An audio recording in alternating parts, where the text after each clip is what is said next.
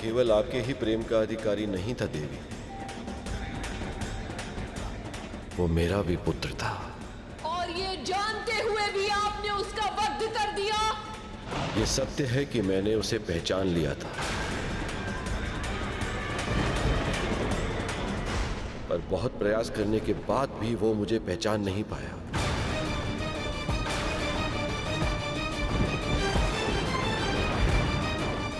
पिता के हाथ संतान के हाथ को थाम कर चलना सिखाते हैं,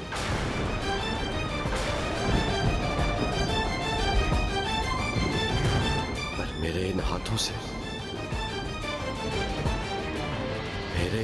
से उसका वध हो गया।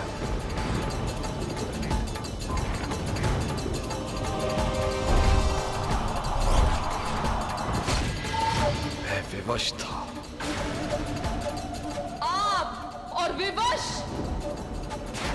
किसमें सामर्थ्य है इतना महादेव? किसने विवश किया आपको? स्वयं हमारे पुत्र ने।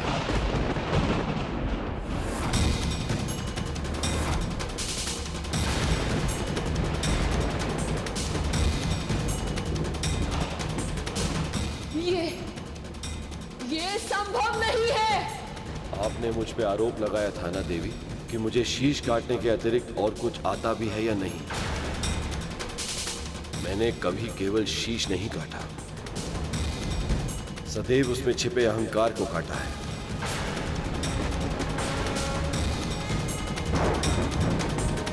फिर चाहे वो ब्रह्मदेव हो या प्रजापति दक्ष,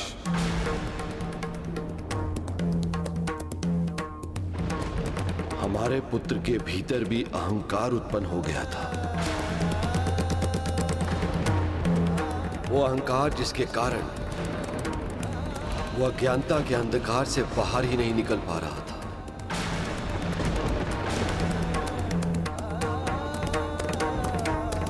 नंदी, श्रृंगी, देवराज इंद्र, यहां तक कि स्वयं ब्रह्मदेव और सखा विष्णु ने भी उसे मेरा परिचय देने का प्रयास किया, पर उनके कथनों को ना तो उसने सुना और ना ही समझा।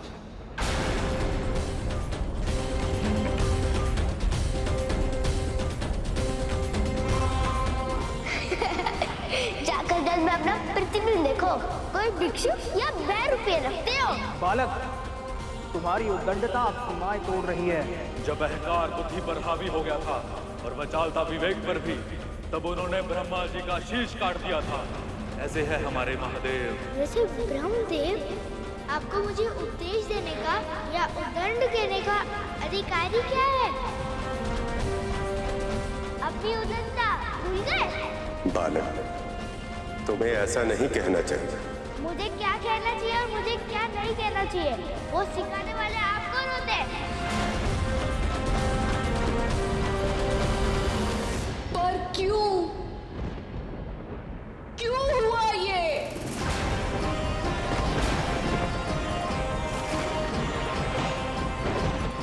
देवी, आपने उसे अकेले जन्म दिया था, इसलिए आप उसे प्रेम तो दे पाई, पर आपको अवसर ही प्राप्त नहीं हुआ कि आप उसे संस्कार भी सिखा पाती।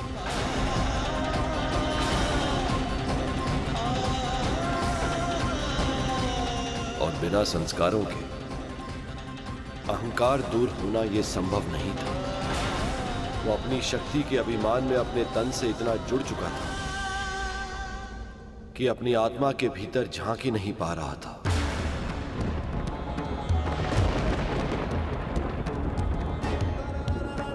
अगर झांक पाता तो समझता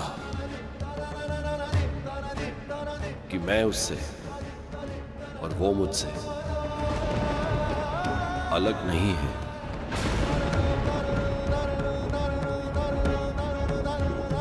एक ही तो थे हम दोनों।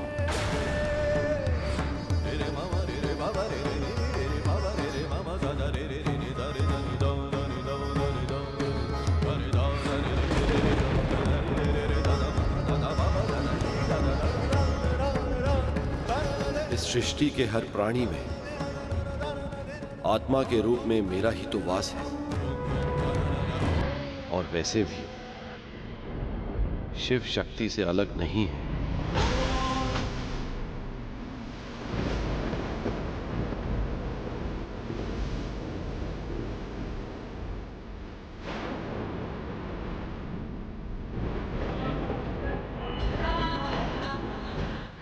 केवल उस बालक में ही नहीं, हर प्राणी में शिव और शक्ति का वास होता है। पर जब तक मनुष्य के मस्तक पर अहंकार हावी होता है, तब तक वो मैं, मेरा और मुझसे के माया जाल में फंसा रहता है। इस सत्य का अनुभव ही नहीं कर पाता कि तन से मोह व्यर्थ, क्योंकि भक्त और भगवान, आत्मा और परमात्मा एक ही है।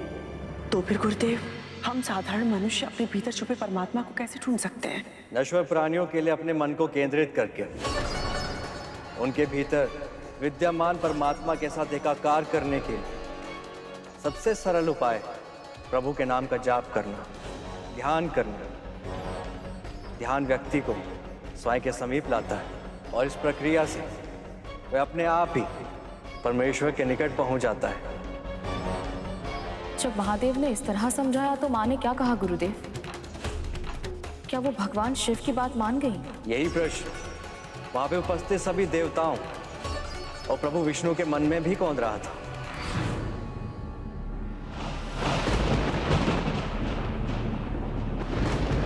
दुखद है, पर सत्य यही है देवी।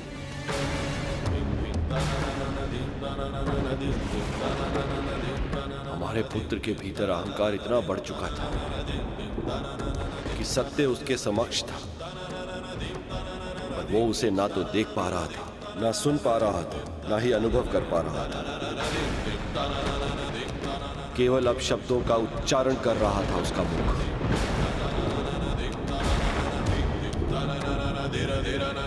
इसी अहंकार से उससे मुक्त करने के लिए मुझे उसका शीश भस्म करना पड़ा।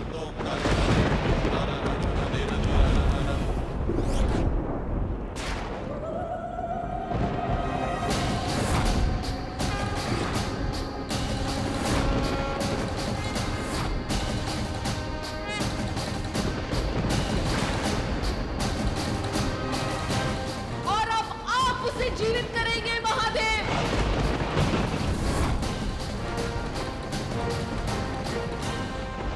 मेरे पुत्र के अहंकार का समाप्त होना आवश्यक था, पर उसका अस्तित्व ही समाप्त हो जाए, ये मुझे स्वीकार नहीं है महादेव।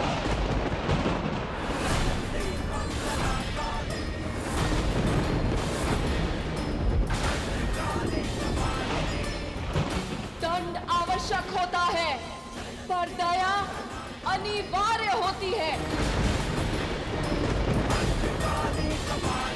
हर एक को अपनी भूल सुधारने का अवसर मिलना ही चाहिए।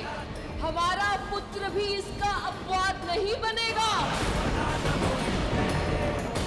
आपको उसे जीवित करना ही होगा महादेव। आप पिता हैं, तो मैं इस संसार की जननी हूं, मां हूं मैं।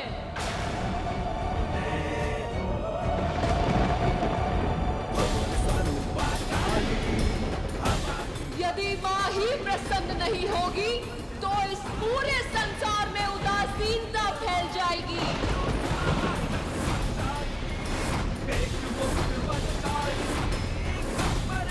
यदि आप चाहते हैं कि विश्व में जीवन फले फूले, प्राणियों में प्रसन्नता का संचार हो, तो आपको मेरा पुत्र लौटाना होगा महादेव।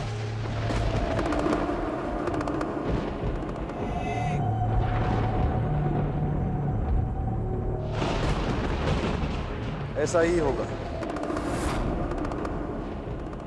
आपको आपका पुत्र अवश्य मिलेगा।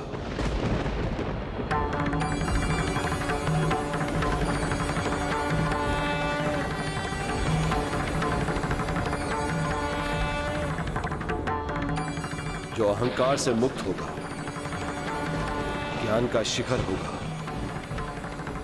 और ब्रह्म ज्ञान से परिपूर्ण होगा।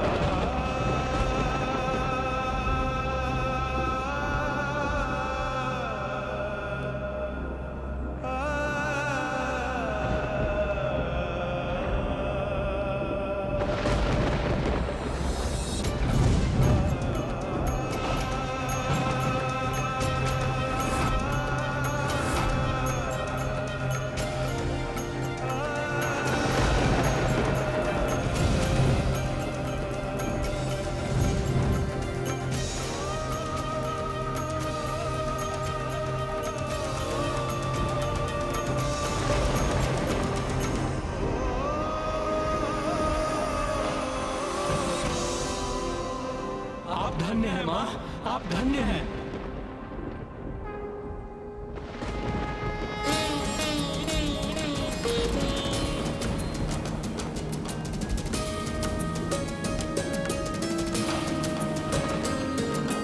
दुर्गमा दुर्गमा लोका दुर्गमा स्वरूपिणी, दुर्गम मार्ग प्रदा दुर्गम विद्या दुर्गमाश्रिता, दुर्गम ज्ञान संस्थाना दुर्गम ज्ञान वासिनी, दुर्गमोहा दुर्गमदा दुर्गमार्ग स्वरूपिणी, दुर्गमा सुर सहंत्री दुर्गमायुधधारिणी, दुर्गमा की दुर्गमता दुर्गम्या दुर्गमेश्वरी, दुर्ग भीमा दुर्ग भामा दुर्गमा दुर्गधारिणी, दुर्ग भीमा दुर्ग भामा दुर्गमा दुर्गधारिणी।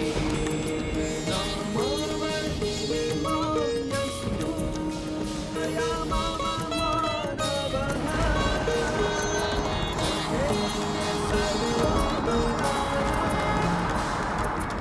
मेरी समझ सीमित है गुरुदेव, इसलिए मैं आपसे जानना चाहता हूँ, यदि पार्वती माँ को सभी को फिर से जीवित करना ही था, तो फिर उन्होंने सभी देवताओं को निगलकर अपने भीतर समाहित ही क्यों किया? क्योंकि हमारी संस्कृति और हमारे धर्म का सबसे बड़ा गुण ही यही है कि हमारे यहाँ दया करने वाले भगवान और दंड देने के लिए शैतान भिन्न भिन्न नहीं। जो माँ अपनी संतानों को अपराध करने पर कठोर दंड देती, वही माँ भूल सुधारने पर उन पर दया भी करती।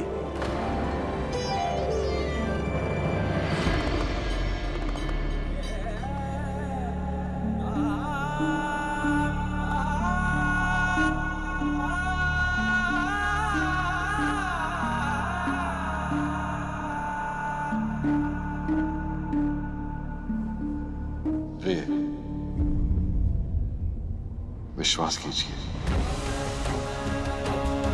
देव ऋषि नारद ने आपके पुत्र को दीर्घायु होने का आशीर्वाद दिया था, और आप तो जानती हैं, एक महर्षि का आशीर्वाद कभी व्यर्थ नहीं जाता। इस बालक का जन्म जितना विशेष है, इसका जीवन भी उतना ही विशेष है, और मुझे पूरा विश्वास है इसकी जीवन यात्रा बहुत ही रोचक और दीर्घ होगी।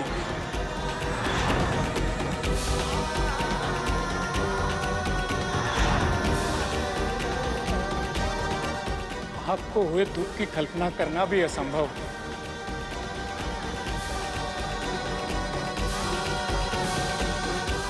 मां, महादेव,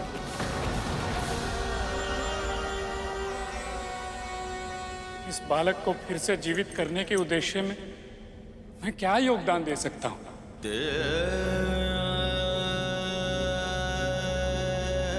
इसका वही निर्दोष मुस्कुराता हुआ मुख देखने के लिए जो भी आवश्यक होगा मैं वो सब करूंगा। बस आप। ये संभव नहीं है।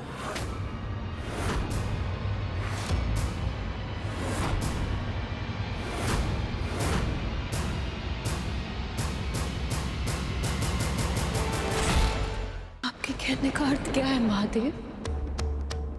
अभी अभी तो आपने कहा था कि आप मेरे पुत्र को जीवित करेंगे। आपका पुत्र अवश्य जीवित होगा पार्वती, मेरा वचन मिथ्या नहीं जाएगा। पर इसका वही शीश वापस नहीं आ सकता।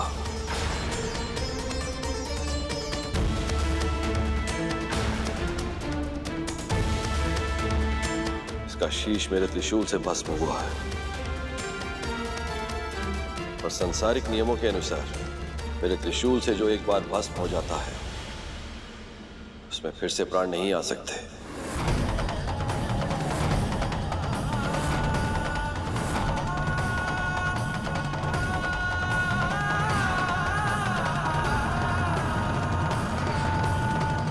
मैं जानती हूं कि तन से मोह व्यर्थ है महादेव, पर फिर भी उसकी किसी और रूप में कल्पना करना मेरे लिए संभव नहीं है। आप उसको किसका शीश देंगे? उसकी आकृति कैसी होगी? क्या उसका मुख देखकर मेरे भीतर मां की ममता जाग पाएगी?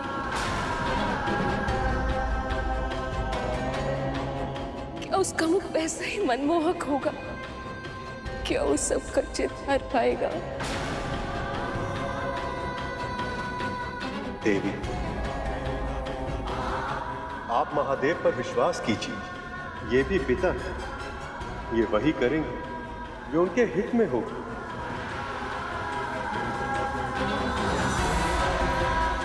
हाँ सखी, आपको और हम सबको विश्वास रखना होगा, धैर्य का परिचय देना होगा, ताकि महादेव अपने कार्य पर ध्यान केंद्रित कर सके।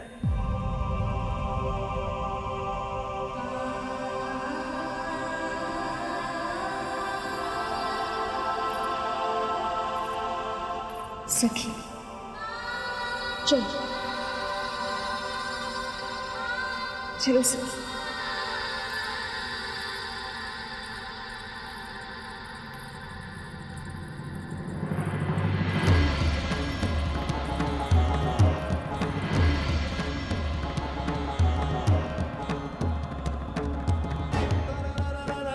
महादेव, अब हमें क्या करना होगा? हम इस मृत बालक के तन को स्वच्छ करके इसके तन को नया शीश स्वीकार करने के लिए तैयार करेंगे। देवराज इंद्र,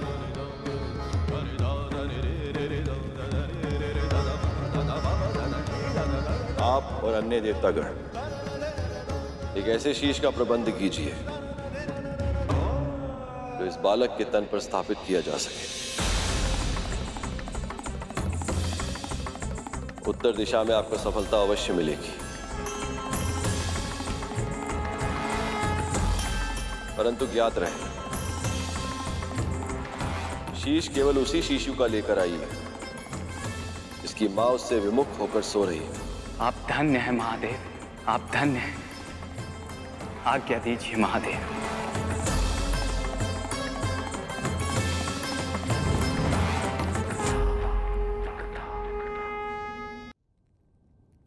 परंतु गुरुदेव, महादेव ने ऐसे बालक का ही शीश क्यों मांगा जिसकी मां उससे विमुख होकर सो रही हो? क्योंकि शैशव अवस्था में किसी भी बालक को केवल अपनी माँ के स्नेह की आवश्यकता नहीं होती गुरु। उसे जीवित रह पाने के लिए अपनी माँ की देखभाल की, उसकी सतर्क दृष्टि और सुरक्षित वातावरण की भी आवश्यकता होती है। पर यदि किसी नवजात शिशु से उसकी माँ ही विमुख होकर सो जाए तो फिर उस शिशु का बचना संभव ही नहीं। ऐसा शिशु कौन था गुरुदेव, और कहाँ मिला वो?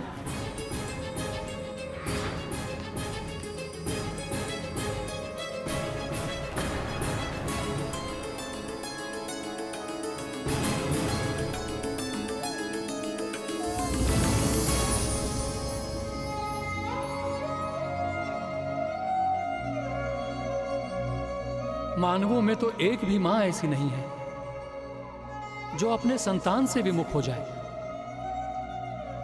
कहां मिलेगा ऐसा शिशु?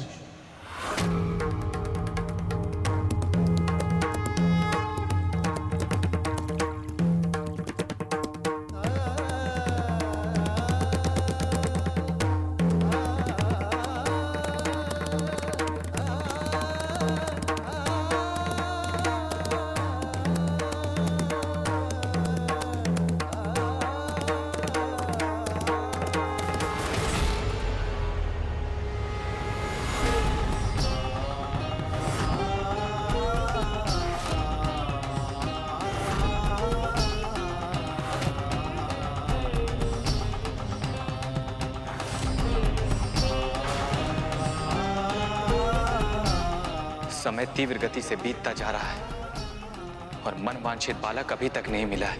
मैं मां पार्वती को एक बार पहले ही दुख दे चुका हूं। अब रिक्त हाथों के साथ लौटकर दूसरी बार दुख नहीं दे सकता मैं उन्हें। पर जिसका आदेश महादेव ने दिया है, कहां ढूंढूं ऐसे बालक को?